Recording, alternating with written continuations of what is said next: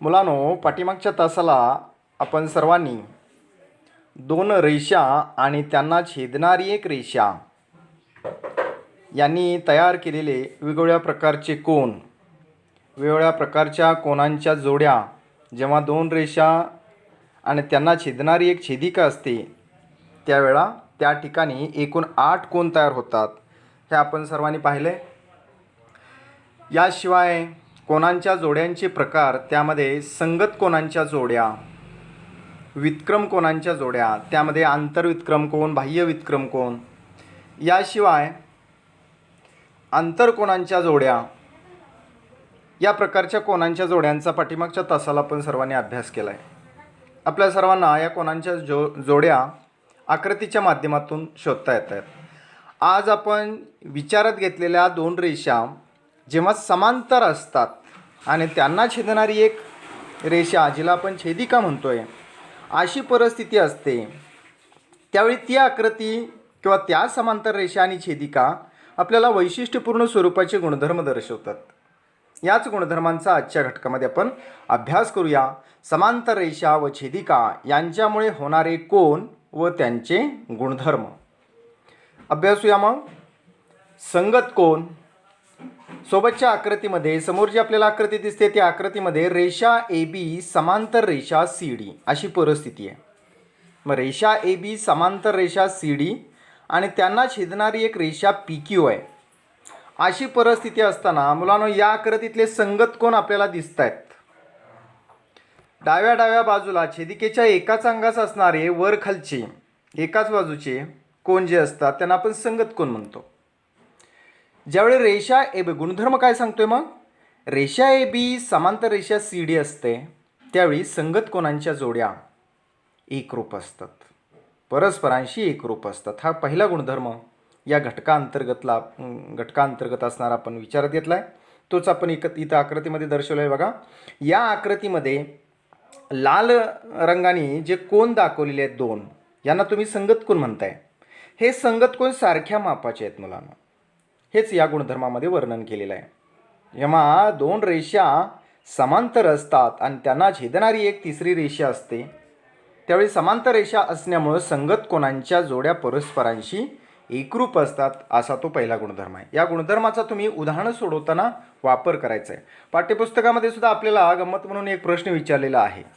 आपल्या समोर जी आकृती दिसते मुलांनो, त्या आकृतीमध्ये केवळ एका कोनाचा, 8 कोन आहेत एकूण, या 8 कोनापैकी केवळ एका कोनाचं माप जर तुम्हाला दिलं गेलं तर उरलेले सर्वच्या सर्व म्हणजे 7 कोन जे राहत आहेत त्यांची मापं आपल्याला शोधता येतील का? तर निश्चितपणे हे गुणधर्म संपल्यानंतर आपल्या लक्षात येईल. केवळ एका कोनाचं माप दिलं असता आपल्याला उरलेल्या सर्व कोनांची मापं गुणधर्मांचा वापर करून शोधता येतात. भूमितीशी निगडीत प्रकरण असल्यामुळे निश्चितपणे प्रॉपर्टीज आपण ज्याला म्हणतो, गुणधर्म, या गुणधर्मांचा वापर आपल्या सर्वांना करता यायला पाहिजे. बघा, मग आकृतीमध्ये लाल छटाने दर्शवलेले कोन आहेत, त्यांना संगत कोन तुम्ही म्हणला होता. रेषा समांतर असतात, रेषा AB समांतर रेषा CD, त्यावेळी या आकृतीतले संगत कोन कसे आहेत, एकरूप आहेत. याशिवाय मुलांनो, नुसती एकच जोडी नाही, उरलेल्या जोड्यासुद्धा परस्परांशी कशा असतात, एकरूप असतात. संगत कोनांच्या जोड्या रेषा AB समांतर रेषा CD, तर छेदनबिंदूपाशी तयार झालेले जे आहेत संगत कोन कसे असतात, एकरूप असतात. हे या आकृतीमध्ये दर्शवलेलं आहे. हाच गुणधर्म आपण परफेक्ट पाठ करायचा आहे सर्वांनी. समांतर रेषांच्या छेदनामुळे होणाऱ्या संगत कोनांच्या प्रत्येक जोडीतील कोन, जोड्या किती भरतात संगत कोनांच्या? 4. प्रत्येक जोडीतील कोन परस्परांशी किंवा एकमेकांशी कसे असतात, एकरूप असतात.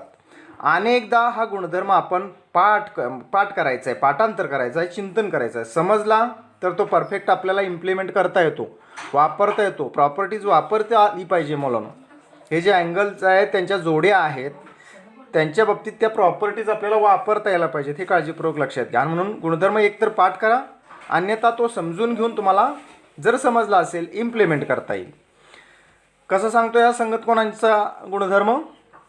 समांतर रेषांच्या छेदिकेमुळे होणाऱ्या संगत कोनांच्या प्रत्येक जोडीतील कोन एकमेकांशी एकरूप असतात.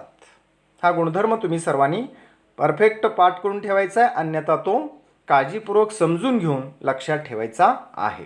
पहिला गुणधर्म आपल्या सर्वांना कळला का बघा, रेषा समांतर असतील तरच हे शक्य आहे. आणि म्हणून सुरुवात या गुणधर्माची किंवा याच्या उत्तराची, ज्यावेळी तुम्हाला एखादा कोण यातला विचारला जाईल, संगत कोणाचा गुणधर्म तुम्हाला वापरायचा असेल, तेवढं रेषा ए बी समांतर रेषा सी डी यानंच तुमच्या उत्तराची सुरुवात झाली पाहिजे. असं आहे, रेषा समांतर आहे म्हणून संगत कोणांच्या जोड्या कशा आहेत, एकरूप आहेत. चला पुढच्या गुणधर्माकडे जाऊया. आंतरवितक्रम कोण. आता यातले आंतरवितक्रम कोण जे आहेत ते तुम्ही पाठीमागं सरावामध्ये सराव संचातही सोडवलेला आहे बऱ्याच प्रश्न. मी एक सरावासाठी आपल्याला सर्वांना प्रश्न दिलेला होता. आंतरवितक्रम कोण, आतल्या बाजूला मात्र छेदिकेच्या विरुद्ध अंगास असणारे कोण आहेत, आंतरवितक्रम कोण. या आकृतीमध्ये रेषा ए बी समांतर रेषा सी डी आहे. असं जर असेल तर गुणधर्म आहे कोणता, आंतरकोन. आंतरवितक्रम कोणांच्या जोड्यासुद्धा कशा असतात, एकरूप असतात. आपल्या सर्वांना माहिती आहे या आकृतीमध्ये विरुद्ध अंगास असणारे आतल्या बाजूचे जे कोण आहेत त्यांच्या 2 जोड्या भरतात. या आकृतीमध्ये हिरव्या रंगाने जे कोण दर्शवलेले आहेत ते आंतरवितक्रम कोण आहेत. काय एकरूप झाले, तर रेषा समांतर असल्यामुळं रेषा ए बी समांतर रेषा सी डी. त्याच पद्धतीने मुलांनो दुसरी जोडीसुद्धा या आकृतीमध्ये पिवळ्या छटेनं काय दाखवलेली आहे, एकरूप दाखवलेली आहे. सारख्या असण्याच्या खुणा आहेत त्या. म्हणून रेषा ए बी समांतर रेषा सी डी असेल तर आकृतीत दर्शवलेले जे आंतरवितक्रम कोण आहेत ते कसे आहेत, एकरूप आहेत. हाच गुणधर्म आपण शब्दात म्हणूया. समांतर रेषांच्या छेदिकेमुळे होणाऱ्या आंतरवितक्रम कोणांच्या प्रत्येक जोडीतील कोण एकमेकांशी एकरूप असतात. परफेक्ट पाठ करून ठेवा, अन्यथा समजून घेऊन तुम्हाला थेट वापर जर करण्याची क्षमता असेल तरीही हरकत नाही. मात्र गुणधर्म आकृतीतला प्रश्न बघून पटकन हेरता आला पाहिजे, तो त्या ठिकाणी वापरता यायला पाहिजे. समांतर रेषांच्या छेदिकेमुळे होणाऱ्या आंतरवितक्रम कोणांच्या प्रत्येक जोडीतील कोण एकमेकांशी एकरूप असतात. पुढचा गुणधर्म आहे बाह्य वितक्रम कोण. आणि त्या बाह्य वितक्रम कोणाशी संबंधित, आता आंतरवितक्रम कोण, बाह्य वितक्रम कोण एकत्रित गुणधर्म जरी विचारात घेतला तरी प्रॉब्लेम नाही. मात्र आपल्याला त्या ठिकाणी तो व्यवस्थित वापरायला यायला पाहिजे. या आकृतीमध्ये रेषा ए बी समांतर रेषा जर सी डी असेल आणि त्यांना छेदणारी एक रेषा पी क्यू आहे तर बाह्य वितक्रम कोणांच्या जोड्यासुद्धा मुलांनो एकमेकांशी एकरूप असतात. हेच या आकृतीमध्ये दर्शवलेलं आहे. हिरव्या रंगाने दर्शवलेले जे कोण आहेत ते एकरूप या ठिकाणी दर्शवलेले आहेत. का, तर रेषा ए बी समांतर रेषा कसे सी डी, 2 रेषा परस्परांना समांतर आल्यामुळं हे शक्य झालेलं आहे. असंच या गुणधर्माचं वर्णन आहे. बाह्य वितक्रम कोणामध्ये दुसरी जोडीसुद्धा पिवळ्या रंगाने दर्शवलेली आहे, ती सुद्धा कशी आहे, एकरूप आहे. हाच गुणधर्म आपल्याला शब्दात मांडता येईल.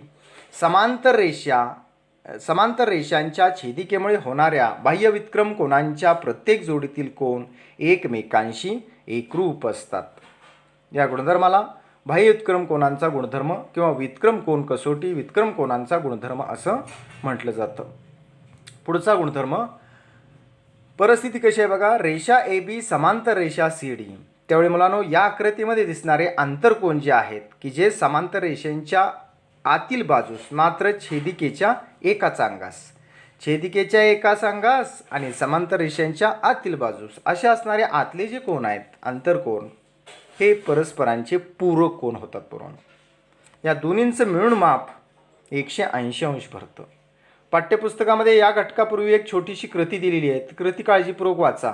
तुम्ही गंमत म्हणून ती करून बघायला हरकत नाही. तुम्हाला ह्या सगळ्या प्रॉपर्टीज सत्य आहेत हे जाणवेल. किंवा आपल्या वहीवरती सुद्धा छोटीशी कृती करून बघायला हरकत नाही.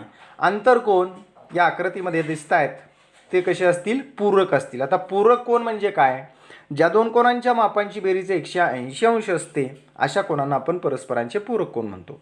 म्हणजे त्या दोन्हीची मिळून आतल्या बाजूला तयार होणारे समांतर रेषांच्या आतील मात्र छेदिकेच्या एकाच अंगास असणारे आतले जे कोण आहेत हे कोण 180 अंश मापाचे असतील. का, तर या रेषा परस्परांना कशा आहेत, समांतर आहेत. अन्यथा समांतर जर नसतील तर आतील माप मुलांनो कमी जास्त भरतं, अचूक 180 अंश भरत नाही. हेच या गुणधर्मामध्ये वर्णन केलेलं आहे. पिवळ्या रंगाने आतल्या बाजूला दर्शवलेले कोण जे आहेत ते मुलांनो 180 अंश मापाचे आहेत. बाजूला सुद्धा हे कोण जे आहेत ते मोजून तुम्ही जर कोनमापकाच्या साह्यानं पाहिलं तर अचूक ह्या दोन कोणांच्या मापांची बेरीज किती भरते, 180 अंश भरते. तुम्ही स्वतः करून बघायला काय हरकत नाही. दुसरी जोडीसुद्धा गुलाबी छटेने दर्शवलेली जी जोडी आहे त्या दोन्हींचं मिळून मापसुद्धा मुलांनो किती भरतं, 180 अंश भरतं. ते दोन्ही कोण परस्परांचे पूरक कोण आहेत. हाच गुणधर्म आपण आंतरकोणांचा गुणधर्म म्हणून ओळखतो, हा गुणधर्म शब्दात आपण मांडूया. समांतर रेषांच्या छेदिकेमुळे होणाऱ्या आंतरकोनांच्या प्रत्येक जोडीतील कोन परस्परांचे पूरक कोन असतात. परत एकदा ऐका. समांतर रेषांच्या छेदिकेमुळे होणाऱ्या आंतरकोनांच्या प्रत्येक जोडीतील कोन परस्परांचे पूरक कोन असतात. म्हणजे त्या दोन्हींची मिळून बेरीज किती भरते? 180 अंश असते.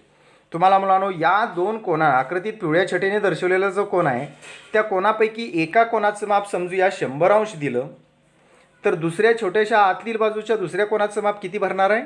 80 अंश भरणार आहे. जर समजा वर आकृतीमध्ये एका कोनाचं माप समजूया 90 अंश आहे, तर दुसऱ्या कोनाचं माप 90 अंश आपल्याला मिळवता येतं का? गुणधर्म आता तुमच्या हातात आहे. आंतरकोनांच्या जोड्या पूरक कोनांच्या जोड्या असतात, पूरक असतात हे आंतरकोन. त्या ज्या जोड्या आहेत त्यांचं मिळून बेरीज किती भरते? 180 अंश भरते. या गुणधर्माला आंतरकोनांचा, दोन समांतर रेषांच्या बाबतीतला आंतरकोनाचा गुणधर्म म्हणतात. गुणधर्म परफेक्ट आपल्या सर्वांना लक्षात आले असतील. आपण या घटकाअंतर्गत संगत कोनांचा गुणधर्म, व्युत्क्रम कोनांचा गुणधर्म आणि आंतरकोनांचा गुणधर्म, व्युत्क्रम कोनांच्या गुणधर्मांमध्ये सुद्धा आंतरव्युत्क्रम कोन आणि बाह्य व्युत्क्रम कोन अशा प्रकारचे 2 प्रकार पाडून स्वतंत्र गुणधर्म आपण लिहिलेले आहेत. मी पुन्हा एकदा सांगतोय आपल्याला कळकळीनं की आपण गुणधर्म परफेक्ट पाठ तरी करा, अन्यथा ते समजून घेऊन जर वापर करण्याची ताकद तुमच्याकडे असेल तरी तशी आपली हरकत नाही. मात्र गुणधर्म परफेक्ट आपल्याला उदाहरणांमध्ये वापरता यायला पाहिजेत. काही महत्त्वपूर्ण बाबी आपल्या निदर्शनास आल्यात, त्या संक्षिप्त रूपात या ठिकाणी मांडण्यात आलेल्या आहेत. 2 समांतर रेषांना एका छेदिकेने छेदल्यावर होणाऱ्या कोनांपैकी संगत कोनांच्या जोडीतील कोन एकरूप असतात. दुसरा मुद्दा आहे व्युत्क्रम कोनांच्या जोडीतील कोन एकरूप असतात. तिसरा मुद्दा आहे आंतरकोनांच्या प्रत्येक जोडीतील कोन परस्परांचे पूरक कोन असतात. म्हणजे त्यांची बेरीज 180 अंश भरते. मुलांनो इयत्ता 8वीमध्ये तर उदाहरणं सोडवण्यासाठी स्वतंत्र प्रकरण आहे, त्याचा अभ्यास तुम्हाला जरूर करायचा आहे. मात्र या समांतरतेच्या ज्या 3 कसोट्या आपण आत्ता अभ्यासल्या त्या कसोट्यांचा खूप मोठा वापर 9वी आणि 10वीच्या याशिवाय पुढच्या इयत्तांमध्ये बऱ्याच ठिकाणी ज्या ठिकाणी समांतर रेषा हा शब्द दिसेल त्या ठिकाणी ह्या गुणधर्मांचा वापर पुढच्या इयत्तांमध्ये मोठ्या प्रमाणात तुम्हाला करायचा आहे. त्यामुळे हे गुणधर्म सिरियसली काळजीपूर्वक तुम्ही अभ्यासून पाठ ठेवा. त्यांचं इम्प्लिमेंटेशन आपल्याला उदाहरणामध्ये करता यायला पाहिजे. चला मग थोडासा सराव करूया या गुणधर्मांचा. मुलांनो या आकृतीमध्ये तुम्हाला समांतर रेषा दिसत आहेत आणि त्या समांतर रेषांच्या बाबतीत तुम्हाला शोधायचं आहे. बघा मुलांनो, तुम्ही संगत कोनांचा गुणधर्म, व्युत्क्रम कोनांचा गुणधर्म आणि आंतरकोनांचा गुणधर्म आत्ताच अभ्यासलेला आहे. या गुणधर्माचा सराव होण्यासाठी सोबत एक आकृती दिलेली आहे. त्या आकृतीचं काळजीपूर्वक निरीक्षण करा. आकृतीच्या बाजूला आपल्याला माहिती दिलेली आहे त्या आकृतीची. रेषा PQ समांतर रेषा RS आहे. या आकृतीमध्ये रेषा PQ समांतर रेषा RS आहे. रेषा AB ही त्यांची काय आहे? छेदिका आहे. अशा परिस्थितीत मुलांनो संगत कोनांच्या जोड्या तुम्हाला लिहिता येतील का? बघा की ज्या कशा असणार आहेत? एकरूप असणार आहेत. संगत कोनांच्या जोड्या एकरूप लिहायच्या आहेत तुम्ही. जर रेषा PQ समांतर रेषा RS असेल तर तुम्ही काय लिहायचे आहेत? संगत कोनांच्या जोड्या. चला तर मग संगत कोन एकरूप आहेत तर संगत कोनांच्या एकरूप जोड्या आपण लिहूया. कशा असतील त्या? कोन AMP एकरूप कोन MNR, कोन PMN एकरूप कोन RNB. तिसरी जोडी एकरूप असणार आहे कोणती? कोन AMQ एकरूप कोन MNS, कोन QMN एकरूप कोन SNB. शेवटची जो जोडी मुलांना दाखवलेली आहे ती जोडी कशी आहे? त्या आकृतीमध्ये दर्शवलेली आहे. संगत कोनांची जोडी आहे. डॉट लाईननं जी दर्शवलेली आहे ती संगत कोनांची जोडी एकरूप दर्शवलेली आहेत. म्हणजे मुलांनो ज्यावेळी 2 रेषा समांतर असतात त्यांना छेदणारी एक छेदिका असते त्यावेळी संगत कोनांच्या 4 जोड्या एकमेकांशी एकरूप असतात. हे या उदाहरणातून स्पष्ट होत आहे. आपण या गुणधर्माचं इम्प्लिमेंटेशन करायचं आहे. पुढं समांतर रेषा व छेदिका. मुलांनो याच पद्धतीनं तुम्हाला आंतरविक्रम कोणांच्या जोड्या एकरूप दाखवता येतील का? या आकृतीमध्ये जर रेषा समांतर आहेत तर आंतरविक्रम कोणांच्या जोड्या एकरूप दाखवता येतील का? तर निश्चितपणे आतल्या बाजूला असणारे कोण जे आहेत ते आपल्याला एकरूप सांगता येतील. तेच या आकृतीमध्ये दर्शवलेलं आहे. आंतरविक्रम कोण PMN सापडला का आकृतीमध्ये? बघा PMN. एकरूप कोणता असेल? MNS. PMN आणि MNS.